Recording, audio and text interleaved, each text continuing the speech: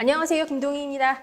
2025년도 시험 대비 임업직 설명회 와주셔서 정말 감사드립니다. 구체적으로 임업직 중에서도 이제 산림자원직에 대해서 우리가 지금 이제 설명회를 시작을 하게 될 것인데요. 우리 이 임업직 공무원의 기술직 공무원이라는 건 다 아실 것이고 또 어떤 일을 하는지 먼저 간단하게 한번 말씀드려보도록 하겠습니다. 일단 국가직으로 합격을 하시게 되면 당연히 이제 국유림관리소라고 하는 곳에서 업무를 보시게 됩니다. 거기에서는 산림조사라거나 산림보호와 관련된 업무들 그런 것들 좀 많이 이제 하게 되고요. 그리고 지방직에 합격을 하시게 되면은 시청 녹지과 있죠. 시청 녹지과에서 일을 하시게 됩니다. 시청 녹지과 같은 경우는 어떤 시냐에 따라서 또 업무에는 조금 차이가 있습니다. 왜냐하면 그 지역의 특성이 다 있기 때문에. 그런데 구체적으로 임산물 관리하는 업무라거나 그리고 또 뭐 산불 관련된 업무 이건 뭐 기본이고요. 그리고 또 아마 차 타고 지나가다가 보면은 가로수라거나 뭐 이런 것들 관리하고 있는 거 보신 적 있으실 거예요. 그런 것들도 다 이 시청 녹지과에서 관리를 하게 됩니다. 물론 우리 공무원들이 직접 가가지고 뭐 나무 관리하고 하는 건 아니고 이제 그런 거 이제 뭐 작업해 주시는 분들 그런 분들하고 이제 잘 사이좋게 얘기해서 관리하는 이제 그런 것들을 하게 되는 것이죠. 예.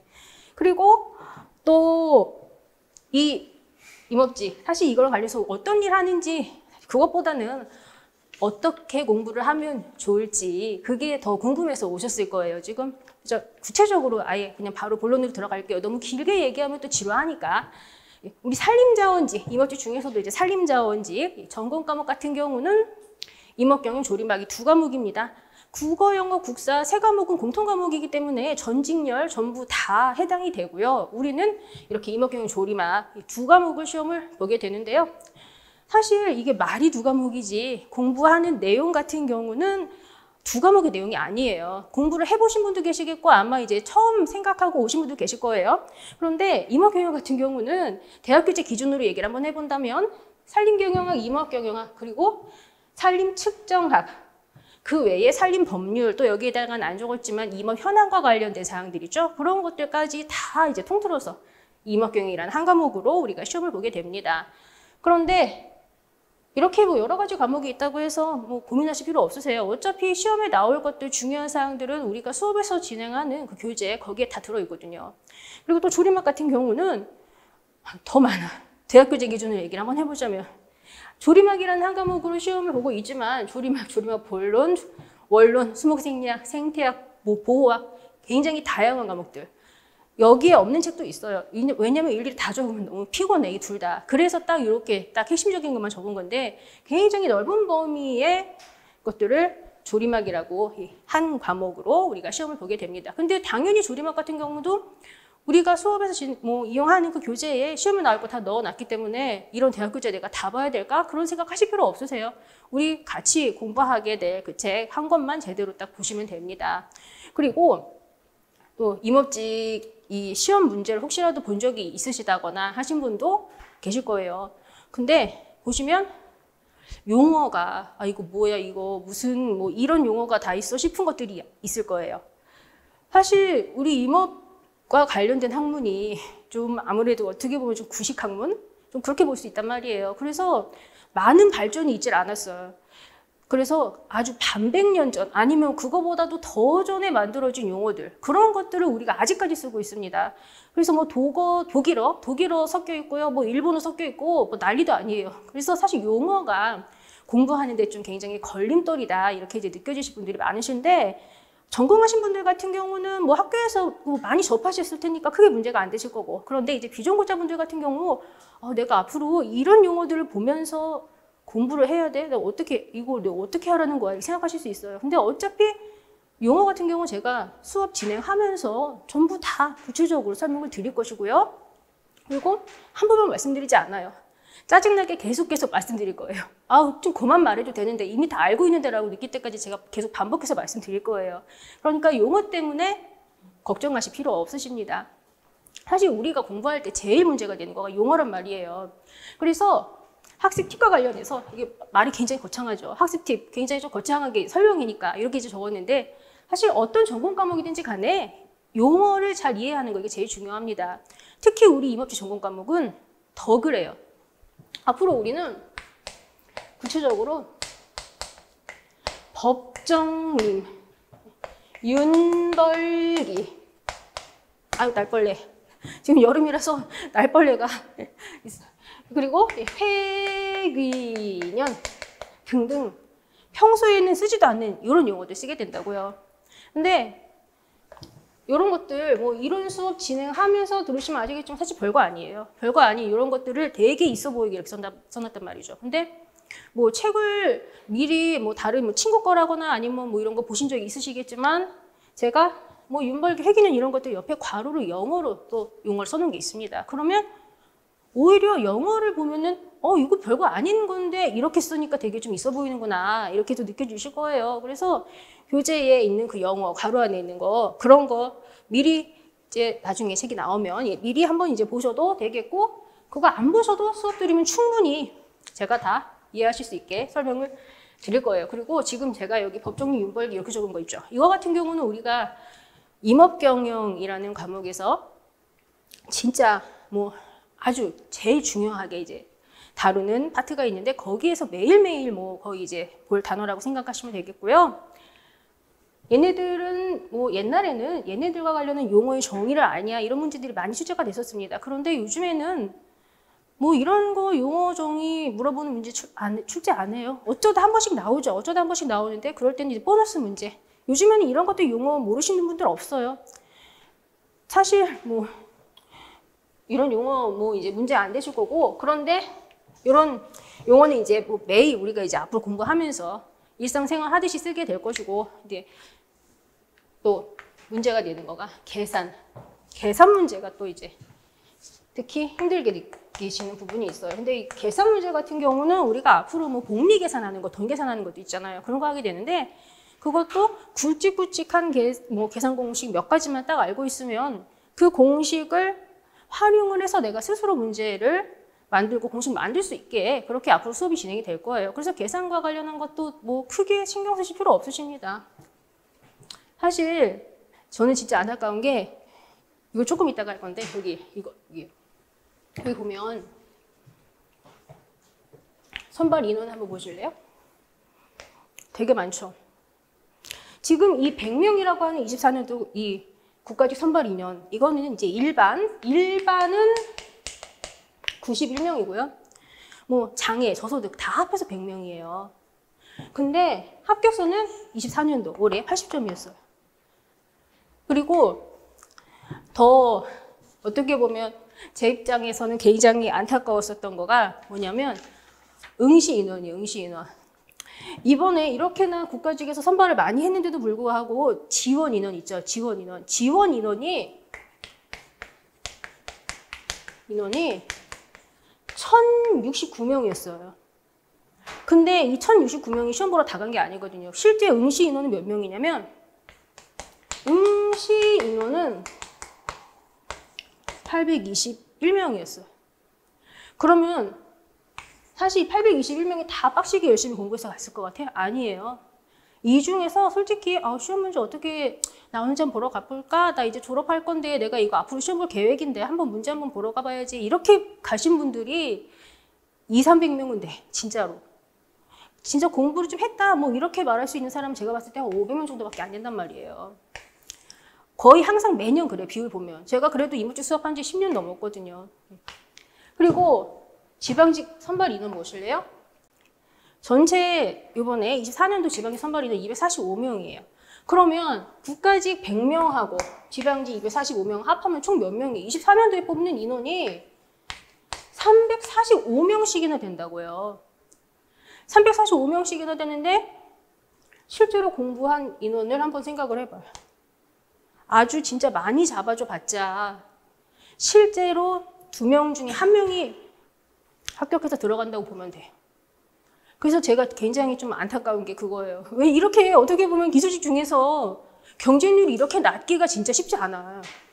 근데 이걸 사람들이 모르니까 준비를 안 해요. 이게 왜 그러냐면 제가 봤을 때 용어가 뭐라는 거야 이거 용어 이거 진짜 너 듣도 보도 못한 거를 가지고 나보고 이거를 뭐 하래. 그리고 또 특히 비전공자분들, 문과분들 그런 분들은 좀 전에 말씀드린 계산 그런 거가 또 걸림돌이 돼가지고 그래서 임업직, 산림자원직 그냥 아예 제껴버리는 거예요. 제가 봤을 때는. 거기다 법률 나온다고 그랬잖아요. 법률 나오는 거 그것도 또 굉장히 부담이 되고. 근데 이번에 2024년도 국가직은 뭐 굉장히 어떻게 보면 너무 좀 수월했었고, 지방직 시험 같은 경우는 이번에 임업경영 시험 혹시라도 이 안에 문제 보신 분도 있으실 수 있겠는데, 지방직 시험이 이번에 뭐 어려웠다 이제 이렇게 많이 말씀을 하세요. 그리고 뭐 법률이 많이 출제가 됐다 막 이렇게 말씀을 하시는데, 제가 카페에 해설 올린 거 보셨어요? 카페 해설 올리신 거 보면은 법률이 많이 출제가 됐다고 해도 법률 프린트 안 보고 맞출 수 있는 게 20문제 중에 17문제잖아요. 우리 이론서에 제가 전부 다 넣어놓은 거가 20문제 중에 17문제였어요. 그렇기 때문에 법률 문제가 이번에 많이 출제가 됐다고 해서 법률 공부를 어떻게 해야 되냐, 그것 때문에 문제가 될 건 없었어요. 솔직히 말해서요. 그래서 보면은 뭐 개인적으로 메일도 받았어요. 굉장히 법률이 많이 출제가 됐는데 앞으로 법률 공부를 어떻게 해야 되냐, 뭐 법률 관련해가지고 뭐 더 폭넓게 빠삭하게 해야 되냐, 그럼 너무 양이 많아지는데 힘들다, 어떻게 해야 되냐, 이런 거 뭐 개인적으로 질문하는 메일 받았는데 법률 때문에 문제가 될 거 하나 없습니다. 일단 그 굉장히 많은, 어떻게 보면 뭐 정말 바닷가에 뭐 어디 물가에 가가지고 뭐 낚시하는 것도 아니고, 솔직히 뭐 그 법률 맞추기 위해서 그 많은 걸 내가 어떻게 하겠어요. 그냥 일단 앞으로 우리가 같이 공부하게 될 이론서 있잖아요. 임업경영 이론서. 그거 먼저 확실하게 잘 보시고 거기에서 나오는 거 확실하게 맞추도록 하는 거가 솔직히 전략이라고 볼 수 있어요. 법률 때문에 막 어떻게 하냐, 이것 때문에 막 머리 쏟고 그럴 필요 없어요. 어차피 요번에 나온 법률, 우리 교재에 없는 거 3개, 그거는 다 똑같아. 다 몰라. 그렇기 때문에 그건 누가 찍어 써야지 맞추는 거죠. 3문제는. 근데 그 3문제 제외한 다른 것들은 그냥 교재에 보면 다 맞출 수 있는 거였다고. 다 그대로 써 있었으니까. 제가 이런 편에다가 굳이 무슨 법률 이렇게 안 써놨을 뿐이지, 파트 뭐 3, 뭐 그 외에 다른 부분들, 파트 5 이런 데에 다 넣어놨어요. 그러니까 이론서를 확실하게 봐주세요. 그리고 아마 여기 이제 시험 본 경험이 있다 이러신 분들 같은 경우 아마 제 교재를 좀 한 번이라도 보고 시험장에 들어가신 분들도 계실 텐데, 교재를 보시면 파란 글씨로 써 있는 게 있고 그냥 파란색 안 돼 있는 부분이 있습니다. 파란 글씨 같은 경우는 기출된 부분들 있죠? 그게 이론서에 파란 글씨로 되어 있고요. 그리고 뭐 중요한 것들이 파란 글씨로 되어 있는데, 제가 항상 기출문제풀이 수업이라거나 모의고사 문제풀이 수업 이런 거 진행할 때 파란 글씨만 보지 마시고 문제풀이 이거 같이 복습하시면서 검은색 글씨도 꼭 같이 봐주세요. 제가 항상 말씀드리거든요. 근데 이번에는 그 검은색 글씨에서 좀 많이 문제가 나온 거예요. 임업경영 같은 경우요. 뭐 파란색 글씨만 보고 싶죠. 그 마음 다 이해해요. 어떻게 뭐 검은 글씨까지 다 봐. 파란 글씨도 눈에 안 들어오는데. 그죠? 근데 제가 항상 검은 글씨, 파란색으로 표시 안 된 것까지 열심히 좀 보시라고 말씀드리는 이유는, 검은색으로 표시된 걸 다 외우시라는 게 아니에요. 그거 어떻게 다 외워요? 국어용어 국사도 공부해야 되는데 무슨 기계도 아니고 뭐 컴퓨터에도 입력하는 거 아니잖아요. 그거 못 외운다고요. 그런데 검은색으로 표시된 것까지 이제 복습하면서 파란 거랑 다 같이 이렇게 여러 번 읽어보면 선지를 볼 때 처음 보는 것 같다 뭐 이런 게 있어도 이거 문맥이 좀 이상한 것 같아. 이런 거가 생긴다고요. 선지를 좀 볼 때 구분을 할 수 있는 눈이 생긴단 말이에요. 그래서 제가 이론에 그 검은 글씨도 같이 보시라고 말씀드리는 거, 그거 다 빡빡하게 외우라는 게 아니에요. 여러 번 읽어보면 느낌이 와. 뭔가 이게 앞뒤가 지금까지 이론서에서 봤었던 거하고 앞뒤 좀 문맥 느낌이 좀 이상해. 이런 게 하나씩 걸려. 그게 답이라고요. 그래서 항상 그렇게 말씀드리는 거예요. 그리고 또 이제 조리막 같은 경우도 용어가 굉장히 좀 피곤해요. 조리막은 그래도 제가 봤을 때 임업경영학보다는 용어가 조금 수월하다고 볼 수가 있는데, 내용 자체가 범위가 넓기 때문에 또 공부할 때 피곤하다 이제 뭐 이렇게 느끼시는 분들이 많이 있죠. 그런데 임업경영 같은 경우도 이해가 당연히 충분히 될 수 있는 부분이 많이 있지만 조리막도 마찬가지입니다. 조리막도 마찬가지예요. 제가 항상 이런 거 설명회 같은 거 할 때 예시를 들어보는 게 어떤 게 있냐면 심근성, 천근성 이런 거와 관련해가지고 용어 예시를 많이 드려요. 조리막 관련해가지고. 이거 뭐냐면 뿌리가 깊게 들어가는 성질인 거 심근성. 뿌리가 깊게 안 들어가고 토양 표면 가까이에 이렇게 얕게 위치해 있으면 게 천근성 이렇게 말한다고요. 근데 신구성, 청구성 이런 거 같은 경우도 주로 일반적으로 어떤 특성을 가지고 있냐면 여기가 이제 땅이 이렇게 있다고 한번 볼까요? 여기가 땅 표면이에요. 그리고 여기 땅속. 그리고 여기가 물이 있어. 그럼 이 땅속에 있는 물을 우리는 뭐라고 하냐면 이거는 이제 지하수라고 부르죠. 지하수. 그런데 어떤 부분은 지하수가 여기에 있고 어떤 부분은 지하수가 여기에 있대. 지하수가 여기에 있는 지역은 우리가 A지역, 그리고 지하수가 여기 있는 지역은 B지역 이렇게 한번 얘기해 볼까요? 그러면 나무가 땅에 뿌리 박고 살려면 물 먹어야 살 거 아니에요.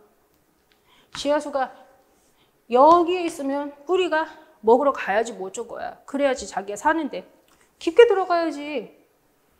이렇게 지하수가 깊은 데에 있는 이런 곳 있죠. 이런 데에 사는 애들이 주로 심근성의 특성 가진다고요. 그러면 지하수가 이렇게 땅 표면에 가까운 데 있어. 그러면 여기서는 뭐 뿌리가 굳이 먹으러 갈 필요 없잖아. 그죠? 그런데 이렇게 지하수가 땅 표면 가까이에 있는 이런 곳에는 땅속에 산소가 조금 부족하단 말이에요. 그럼 물 먹으러 갈 필요는 없고 산소를 받으려면 뿌리가 어떻게 위치를 해야 돼? 표면 가까이에 있어야, 땅 표면 가까이에 있어야지 뭐 산소 조금이라도 받아서 숨 쉬고 할 거 아니에요. 뿌리도 숨을 쉬어야지. 식물도 숨 쉬어야 살죠. 그죠? 그러니까 주로 이렇게 지하수가 이렇게 높은 데 있는 이런 곳에 사는 애들이 주로 이제 천근성의 특성을 가지게 됩니다. 그리고 지하수 그림 그려주죠. 지하수가 이렇게 깊은 데 있는 거 있죠? 이런 거 우리가 뭐라고 얘기하냐면 지하수 위가 낮은 곳에 있다. 이렇게 얘기하는 거예요. 지하수 위. 지하수의 위치가 깊은 데 있어. 낮은 데 있더라고요. 이게 지하수 위가 낮은 거고 이거는 지하수가 높은 데 있잖아. 지하수 위가 높은 데에 있다. 이렇게 얘기하는 거예요. 그래서 앞으로 지하수 위 이런 단어도 이제 뭐 많이 보실 텐데 사실 그것도 그냥 이름 그 자체가 뜻을 그냥 아예 가지고 있어. 이렇게 생각하시면 된다고요. 그래서 이런 것들도 뭐 굳이 그냥 막 막무가내로 막 외우려고 할 게 아니라 충분히 연결시켜갖고 이해로 할 수 있는 것도 되게 많아요. 그리고 또 햇빛 쨍쨍 내리쬐는 곳에 사는 나무도 있고 그렇지 않은 곳에 사는 나무도 있을 거 아니에요. 그러면 햇빛 쨍쨍 내리쬐는 곳은 어때?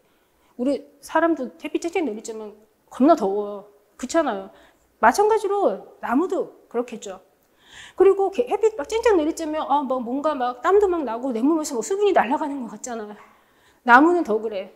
그래서 굉장히 막 센 길, 햇빛 쨍쨍 내리쬐는 그런 곳에 사는 애들, 그런 나무들은 잎에서 수분이 너무 많이 날아가면 나무 살기 힘드니까 수분 많이 못 날아가게 하는 기작이 발달되어 있단 말이에요. 그래서 잎이 통통해.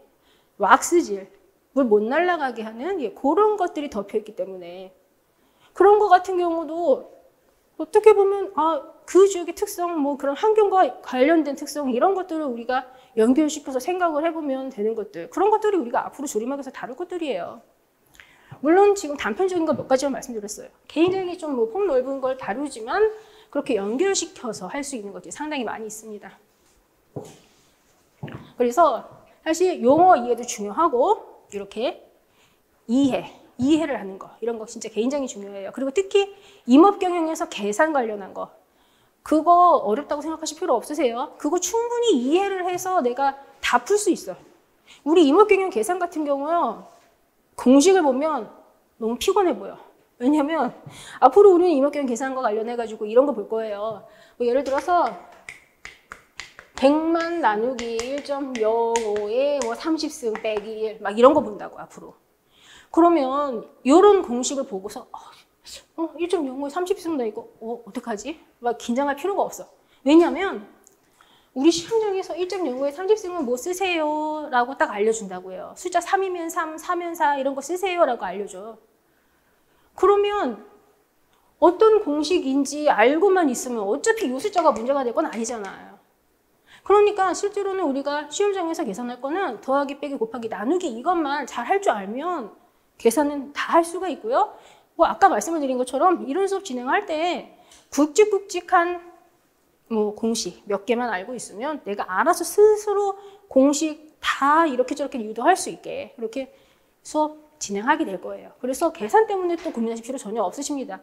진짜 안타까운 게 정말 이렇게 어떻게 보면 뭐 미적분을 하는 것도 아니야. 우리 뭐 뭐 어떻게 보면 뭐 진짜 뭐 어려운 계산 하는 것도 아닌데 이 계산 그리고 어려워 보이는 용어 그리고 법률 막 이런 것 때문에 우리 임업직 산림자원직 전공 과목이 어렵다고 생각을 해서 이렇게 지금 쉽게 어떻게 보면 정말 조금만 하면 나도 모르게 합격했어 이렇게 될 수 있는 직렬을 모르는 분들이 많고 어렵다고 생각해서 일단 뒤로 밀어버린다는 게 제가 생각하기에는 참 안타깝다고도 어떻게 보면 좀 볼 수가 있어요.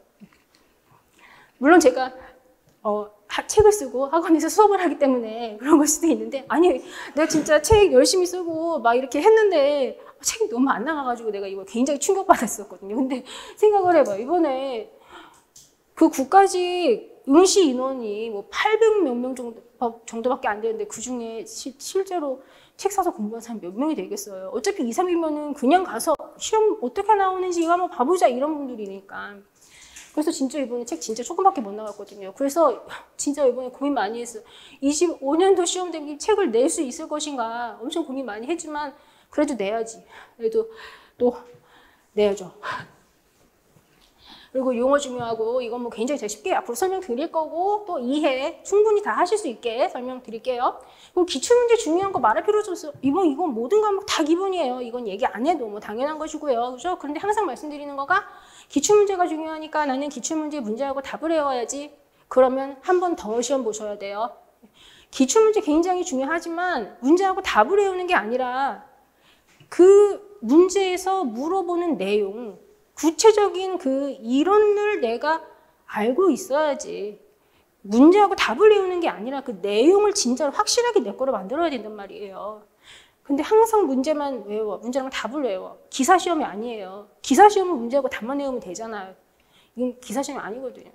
그래서 어떻게 보면 조금 더 에너지를 조금 더 쏟아 주셔야죠. 기사시험과 비교해보면. 그죠? 근데 공부하다 보면 겁나 짜증나. 나도 해봐서 알아. 이 공부라는 게 그냥 뭐 공부라고 생각 안 하고 책을 보면 이게 쏙쏙 잘 들어오거든요. 근데 내가 뭔가 시험을 보려고 목적으로 이렇게 책을 보잖아요. 그럼 갑자기 여기서 막히는 것 같아. 그렇죠? 그리고 눈까지는 들어왔는데 여기까지 안 들어간단 말이죠. 그러니까 스스로 어떻게 봤을 때 제가 보면 좀 자기 암시를 걸어야 되는 것 같아요. 아, 이거는 내가 자꾸 쳐다보면은 이거 100% 내 머릿속에 들어온다. 이거 다 내 거 될 거다. 이렇게 스스로 암시를 걸어야 돼. 그리고 공부하면서 어렵고 짜증나고 막 이런 날 있죠. 당연히 있어. 당연히 있는데 그럴 때도 아, 이거 겁나 쉬워. 나 이거 너무 쉬워. 이거 진짜 이거 이렇게 쉬운 거 이거 내가 한 번만 더 보면 이거 진짜 내가 다 알 수 있어. 이렇게 생각하고 공부하셔야 돼. 그러면 진짜 그렇게 된단 말이에요. 그리고 그런 거 있잖아요. 또 말이시가 된다고 그러잖아요. 말이시가 된다고요. 아, 난 이번에 무조건 붙을 거야. 빈말이라도 그렇게 해야 돼. 물론 빈말 아니고 실제가 될 거고. 근데 말이라도 나는 이번에 안 될 것 같아. 난 한 번 더 해야지. 이렇게 말하면 진짜 한 번 더 한다니까요. 그러니까 아예 시작할 때 나는 이번에 무조건 붙을 수 있어. 나 진짜 열심히 해가지고 한 방에 끝내버릴 거야. 이렇게 혼잣말이라도 중얼중얼 이렇게 하면서 공부하세요. 그리고 뭐 긍정의 에너지가 중요하다는 건 뭐 제가 얘기 안 해도 다 알아요. 이제 이미 다 알지만 그래도 공부하다 보면 사람이 우울해지고 뭔가 내가 기운도 쪽 빠지고 공부를 하면서 내가 이걸 해가지고 과연 뭐가 달라지나 막 이런 생각 당연히 들죠. 근데 달라져요. 사실 사회에 나와서 내 자리를 명확하게 한 개 딱 갖는다라는 거가 진짜 쉬운 일이 아니에요. 뭐 좀 인생 경험이 이제 어느 정도 자기가 생각했을 때 스스로 이제 있다라고 생각하시는 분들 같은 경우는 정말 그런 거 느껴보신 분도 계시겠지만 아직 모르는 분들도 있어.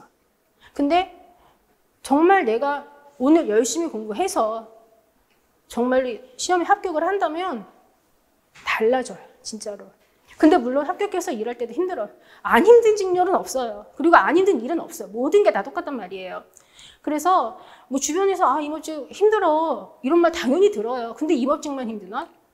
뭐 다른 직렬은 힘들단 말 안 해? 전부 다 똑같아요. 어디서 일을 해도 다 힘든 거예요. 원래 내가 하는 것가 제일 힘들고 내가 하는 게 제일 어렵거든요.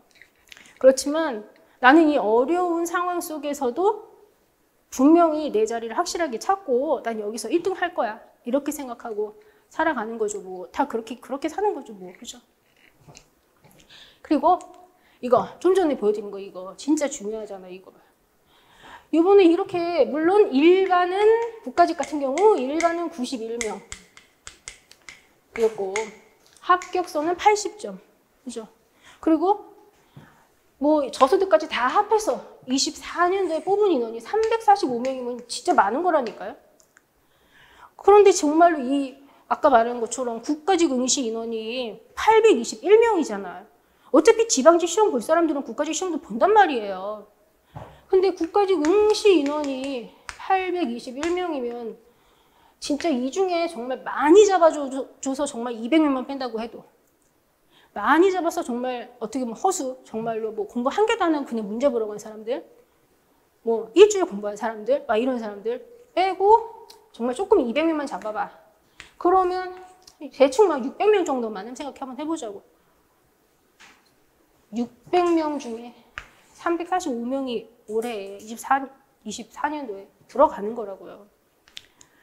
이렇게 경쟁률이 낮은 직렬 진짜 없어요. 좀 전에 말씀드렸다시피. 근데 경쟁률이 낮다고 해서 대충 하고 들어가는 건 아니죠. 대충 하고 들어가는 건 아니에요. 경쟁률이 이렇게 낮으니까 열심히 공부하면 오래 들어가는 거지. 경쟁률이 낮으니까 공부 열심히 안 하면 한 번 더 하는 거고. 그거는 뭐 다 똑같은 거예요. 그죠? 아무래도 똑같이 노력을 들이는데 경쟁률이 10대 1인 거랑 2대 1인 거는 말이 다르거든요. 그죠? 그리고 합격선이 80점이잖아. 이거 뭐 어떻게 보면 높다 이렇게도 이제 느끼실 수 있고, 그런데 이렇게 높다라고 생각해서 한번 얘기를 해보면 합격선이 80점씩이나 기술직 중에서 이렇게 된다는 거는 공부할 만하니까 80점 맞았다는 거지. 그죠? 너무 어려워서 공부할 만하지 못하면 어떻게 합격선이 80점씩이나 되겠어요? 공부할 만하니까 80점씩이나 되는 거예요. 그렇기 때문에 너무 어렵다라고 생각해서 막 미리 벽을 쳐버리고 그럴 필요가 없어요. 남들도 다 해요. 비전공자, 전공자 상관없어요. 비전공자분들도 진짜 많이 합격하세요. 우리 학원 사이트에 보면은 합격수기 게시판 있어요. 거기 보시면 비전공자 합격수기 많이 있고요. 그리고 네이버에 제 이름 치고 검색을 한번 해보시면은 카페가 있습니다. 거기에도 비전공자분들 합격하신 합격수기 많이 있어요. 그래서 비전공자라고 해서 내가 이거 못하는 거 아니야? 이렇게 생각하실 필요 없으세요. 전공자든 비전공자든지 간에 시험을 봐야겠다라고 생각하고 열심히 공부했으면 그 사람이 들어가는 거예요. 그러니까 전공자, 비전공자 너무 나눌 필요 없어요. 전공자분들 같은 경우는 제가 더 말씀드리고 싶은 거가 내가 전공자니까 정말 나 조금만 해야지 이렇게 해서 진짜 비전공자분들은 막 이따만큼 하는데 난 전공자니까 조금 해야지 그래서 이만큼 해. 그래서 떨어지는 경우 많아. 이러면 안 된다고요. 전공자, 비전공자 나눌 필요 없습니다. 열심히 하시면 돼. 그리고 어차피 다 똑같은 수업도 있잖아요. 전공자, 비전공자 상관없이. 그죠? 그리고 또 진짜 중요한 거. 가산점 얘기를 한번 더 해봐야 되겠죠? 아무래도 우리 이 임업직렬 산림자원직 같은 경우 기사 그리고 산업기사 자격증이 있으면 5점 가산점이 붙고요. 그리고 기능사 자격증이 있으면 3점 가산점이 붙습니다. 그런데 기사, 산업기사 이거 같은 경우는 아무래도 전공하신 분들이 딸 수가 있어요.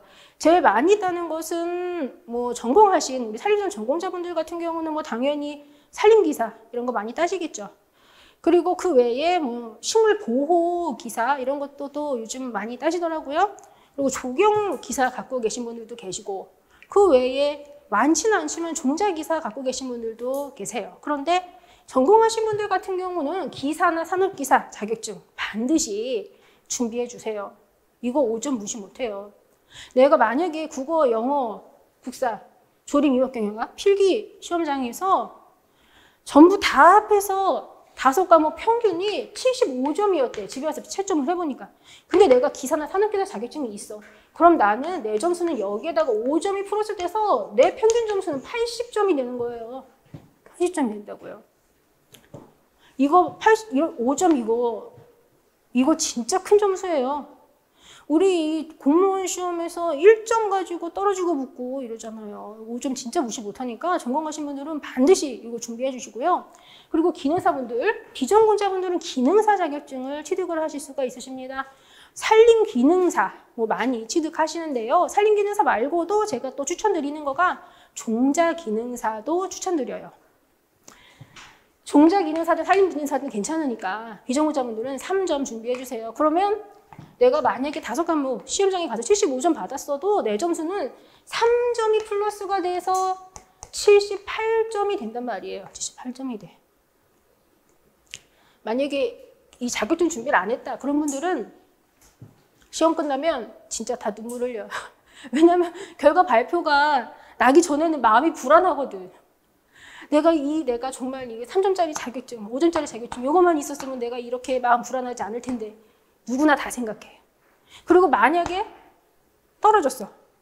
근데 내 친구는 만약에 예를 들어서 내 친구는 나보다 실제 시험장에서 점수가 더 낮은 점수가 나은데도 불구하고 가산점이 있어서 걔는 붙었어. 나는 쟤보다 평균 점수도 높은데 나는 가산점이 없어서 난 떨어졌어. 이러면 진짜 밤에 혼자 울어 또.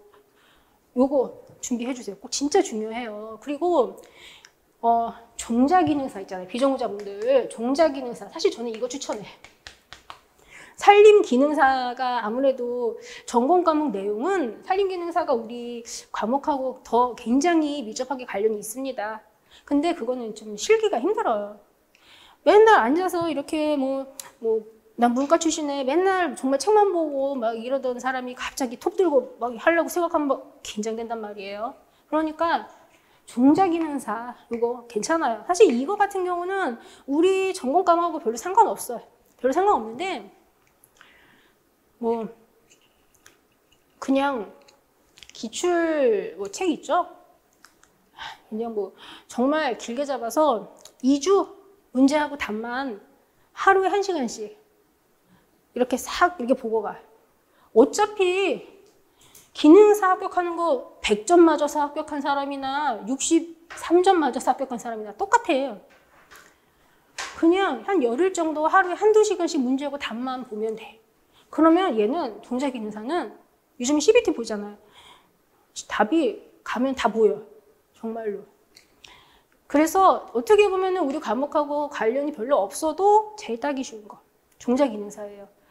그리고 간혹 가다가 우리 임업직 준비하다가 농업직으로 가시는 분들도 계시고 농업직 준비하다가 임업직으로 오시는 분들도 계세요. 근데 종자기사, 종자기능사, 종자자 붙는 거 있죠? 농업, 임업에 다 걸쳐. 저는 종자기능사 추천드려요.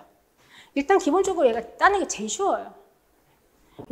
그냥 일주일만 쓰세요. 일주일만 쓰면 충분히 따. 그러니까 종자기능사 생각해 보시고요. 그리고 전에는 제가 사실 농업직, 임업직 관련해가지고 농업직, 임업직 둘 중에 어떤 직렬을 더 추천을 하냐, 나는 둘 중에 결정을 못 하겠다 이런 질문들 많이 받았었어요. 근데 올해는 명확하게 얘기할 수 있어요. 임업직 추천해요. 경쟁률을 봐요. 경쟁률 생각을 해보면 임업직이 나아요. 그럼 여기 전공하신 분 한번 이렇게 점점 전공하신 분들도 많이 준비 안 하고 비전공자분들도 점점 많이 준비 안 해. 너무 어렵다 그래가지고 막 그런가 봐요. 모든 과목이 다 어려운데 모든 직렬이 다 어려워요. 전공 과목이라는 거는 쉬운 과목이 없어요. 사실 우리가 시험 보는 전공 과목은 어떤 직렬이 들어가는 전부 다 대학 교재의 근간이거든. 대학 교사 배운다라는 거는 아무래도 그만큼 수준이 있다라는 거죠. 너무 어렵게 생각하실 필요 없으세요.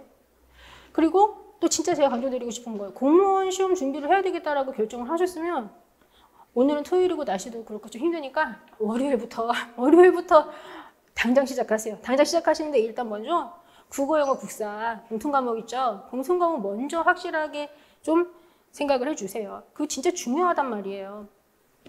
이게 또 진짜 중요한 건데 강의 계획. 앞으로 우리 어떻게 수업 진행이 되는지, 언제 무슨 수업 진행되는지 이거 추가적으로 얘기해 볼게요. 우리 개강은 9월 초에 개강해요. 그리고 제가 항상 월요일에는 임업경영,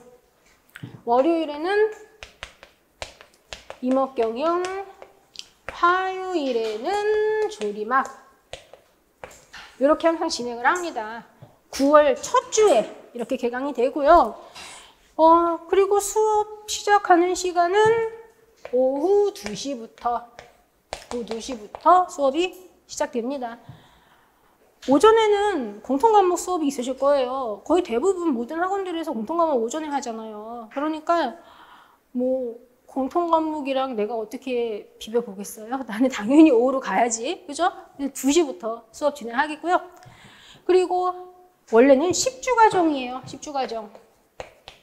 10주 과정으로 진행이 됩니다. 10주 과정으로 진행이 되는데 상황 봐가지고 혹시라도 뭐 중간에 막 연휴도 있고 그래서 만약에 일정이 좀 빠진다거나 그러면 어쩔 수 없이 뭐 9주는 뭐 뒤로 밀리는 거죠. 그렇죠? 그런 것들은 좀 이제 감안을 해주셔야 되겠고, 그래서 사실 10주 과정이라서 이렇게 뭐 11월 중순까지 딱 이렇게 해놨지만 연휴 때문에 밀린다거나 뭐 혹시라도 뭐 어떤 상황이 생길지 모르니까 그래서 한 주 정도 밀릴 거 생각하면 그냥 11월까지 그냥 이론 딱 생각하시면 될 것 같아요. 그냥 아예. 그런데 이 9월부터 이론 수업 시작하는 거 너무 늦는 거 아닌가 이렇게 생각하실 수 있어요. 전혀 늦지 않아요. 전혀 늦지 않고요. 그리고 합격하신 분들도 다 9월부터 시작하셨고요. 1월부터 시작하신 분도 있어요. 그런데 공통 과목은 당장 시작해야 돼. 전공 과목은 9월 첫 주부터 해도 충분한데 공통 과목은 무조건 지금 당장 해야 돼요. 그러면 일단 이렇게 이론 수업이 진행이 되고, 그리고 바로 이제 11월 초부터 단원별 기출문제 풀이 수업이 진행이 됩니다. 단원별 기출문제 풀이 수업 같은 경우는 2달 과정 생각하시면 돼요. 2달 과정 생각하시면 되는데 이건 프린트로 진행이 될 것이고요. 그리고 프린트로 이거 수업을 진행을 하면서 각 문제별로 설명을 드릴 때 제가 항상 각 페이지, 이 내용은 이론서의 몇 페이지에 있다 이런 거 항상 말씀드릴 거예요. 그래서 설명 들으시면서 그거를 다 이제 적어서 복습을 하실 때에는 프린트도 당연히 보시지만 프린트만 보는 게 아니라 이론서에서 해당 내용 찾아서 파란 글씨, 까만 글씨 같이 보실 수 있게 그렇게 보셔야 됩니다. 그리고 단원별 기출문제 풀이 수업이 끝나면 약 한 달간 단원별 연습문제 풀이 수업이 진행이 됩니다. 이거는 이론이랑 기출문제 어느 정도 좀 이렇게 공부가 됐다, 이런 분들이 이 연습문제 풀이 수업을 들어주시는 게 좋은데, 연습문제 풀이 수업 패스하시는 분들 되게 많더라고요. 이거 패스하지 마세요. 패스하지 마세요. 어려워요. 어려운데 이 연습문제 풀이 수업을 통해서 문제를 하나라도 더 봐줘야, 아까 전에 까만 글씨를 읽어보면 선지를 봤을 때 뭔가 좀 선지를 보고 느낌이 온다고 했잖아요. 문제를 10문제 보고 시험장에 들어간 사람이랑 50문제 보고 들어간 사람이랑 문제를 봤을 때 뭔가 이런 거 느낌 이상해, 이런 거 누가 더 많이 있겠어요? 문제를 50문제 보고 시험장에 들어간 사람이 더 느낌이 오겠지. 정확한 거는 모른다고 해도. 이 연습문제 풀이 수업, 이것도 실제 시험장에서 선지를 골라낼 때 어떤 걸 골라낼 수 있는지 그런 거 굉장히 도움이 많이 돼요.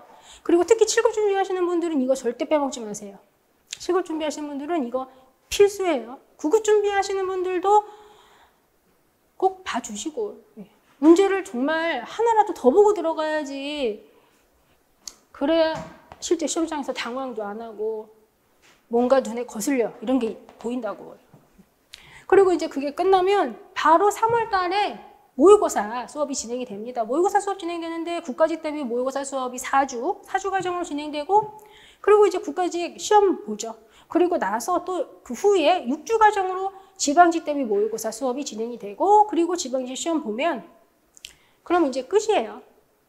그런데 이 지방직 대비 모의고사 수업 이게 진행이 될 때에는, 6주 과정으로 진행이 될 때에는 같이 이 수업이 지금 실시되는 중간에 동영상이 하나 올라갈 거예요. 뭐가 올라가냐면 총정리 동영상이 올라갑니다. 그 동영상 같은 경우는 핵심적인 것들 다 정리해 놓은 총정리 프린트랑 정말 핵심적인 것들 한번 싹 훑어보는 그런 내용이 이제 들어있는 동영상이 올라가는데, 그거는 우리 패스 있잖아요. 뭐 전공 패스 뭐 이런 거, 그 패스 회원들 대상으로 올라가는 거예요. 그거 같은 경우는. 그래서 시험 보시기 전에 마무리 총정리 한번 싹 하실 수 있게 그런 거가 이제 이때 올라가게 됩니다. 그리고 우리가 또 수업을 하다 보면 나는 이런 수업을 다 들었는데 머릿속에 남는 게 없는 것 같아. 이런 생각 하시는 분들 진짜 많아요. 정상이에요. 정상이에요. 이런 수업을 진짜 난 열심히 들었는데 뭐야? 머릿속에 나 진짜 한 개도 안 남았어. 이런 느낌이 들거든요. 근데 다 그래. 그러니까 그런 느낌 든다고 해서 어떻게 하고 막 발 동동 굴릴 필요 없어요. 그거 정상이고요. 내가 뭔가를 좀 알게 됐다라는 거 있죠. 그거는 언제 느낌이 오냐면 단원별 기출문제 풀이 수업 있잖아요. 이게 끝나야 나 좀 아는데? 그 느낌이 여기서 오는 거예요. 이거 단원별 기출문제 풀이 수업이 끝나야지. 그래서 혹시라도 이 이론 수업을 듣고 나서 뭐야 이거 나 이거 어떻게 해. 막 진짜 나 한 개도 모르겠어. 이론 수업 들었는데 문제 한 개도 안 풀려. 분명히 어디서 보긴 봤는데 뭐라는지 모르겠어. 괜찮아요. 긴장할 필요 없어요. 지금 합격하신 분들 다 그랬어요. 방금 말씀드린 것처럼 기출문제 풀이 수업이 끝나야지 내가 은근히 알고 있었네. 이거 이제 보니까 뭔가 이게 어떻게 연계가 되는지 진짜 이제 확실하게 보인다. 그게 여기서부터 나오는 거예요. 그리고 또 국가직대회 모의고사 4주 동안 진행되는 거 있죠. 요거 어려워요. 지방직대회 모의고사 어려워요. 어려운데 그건 제가 일부러 항상 그렇게 내는 거예요. 왜냐면 실제 시험장에서는 그냥 여기서 풀면 하나도 안 어려운 게 시험장에서는 막 갑자기 막 어렵게 느껴져 이런 경우 많잖아요. 그러니까 일부러 제가 조금 어렵게 내는 거거든요. 그런데 사실 이 모의고사 문제풀이 이거 모의고사 수업 들으시면서 점수 안 나온다고 해서 너무 긴장하실 필요 없으세요. 그것도 정상이에요. 제가 항상 모의고사 이 문제풀이 하면서 말씀드리는 게 뭐냐면 모의고사 수업 같은 경우는 고득점을 받기 위해서 진행하는 게 아니에요. 고득점 받기 위해서 진행하는 게 아니라 부족한 부분을 찾아내기 위해서 진행을 하는 거거든요. 내가 여기서 틀려봐야 내가 뭘 모르는지 알잖아요. 내가 여기서 틀려봐야지 이게 이렇게 나오면 내가 걸릴 수 있구나 이런 거 알 수 있으니까 그래서 하는 거거든요. 그래서 여기서 고득점 못한다고 막 집에서 막 혼자 울고 그럴 필요 없어요. 많이 울더라고요. 그럴 필요 전혀 없으시고요. 이거 다 똑같아. 이거 다 그렇게 생각하시면 돼요. 모의고사 실제로 이거 50점 받은 분들도 지금 합격하신 분들 많아요. 기본이에요. 원래 그런 거예요. 그러니까 걸러내기 위해서, 한마디로 걸른다가 아니라 모르는 거 찾아내기 위해서 하는 이 수업이에요. 그거 좀 명심해 주세요.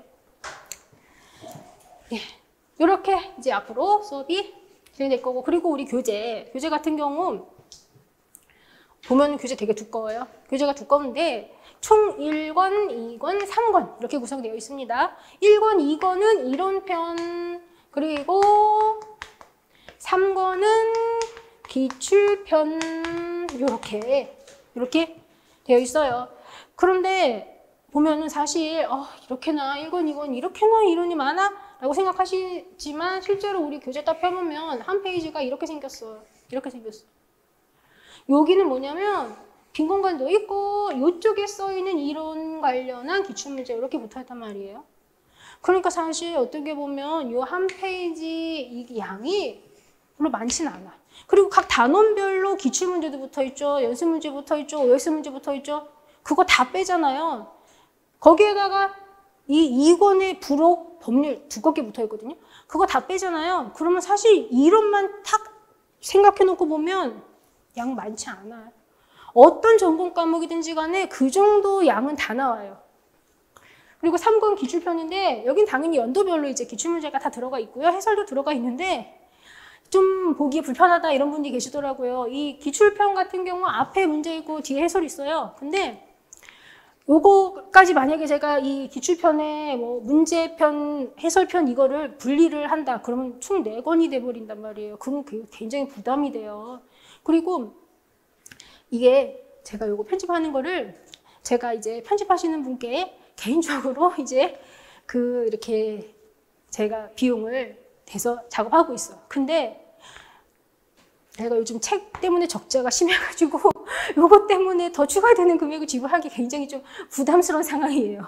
그래서 어쩔 수 없이 25년 대비 책도 요렇게 1, 2권 이론편, 기출편은 3권, 1권 이렇게 나갈 수밖에 없을 것 같아요. 아무래도 우리 이모주 준비하시는 분들이 좀 많아가지고 제가 책이 많이 팔리고 막 그래서 정말 그냥 딱 이거 편집하는 비용만 나와도 이거 딱 갈라주세요. 이거 딱 갈라갖고 보기 편하게 해주세요. 이거 할 수 있는데 그게 안 되더라고요. 좀 양해 부탁드릴게요.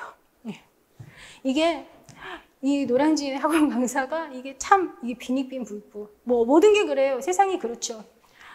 이게 어쩔 수가 없어요. 우리 굉장히 소수직렬이잖아요. 아니 뭐 굉장히 실제 경쟁률 2대1밖에 안 나면 뭐 소수직렬에서 내가 무슨 뭐 저를 국어 영어 국사 선생님처럼 그렇게 생각하지 말아주세요. 제 상황이 좀 그렇지 않아요. 그리고 진짜로 뭐 궁금한 거 한번 말씀 한번 해보세요. 궁금한 거 제가 질문 받을게요.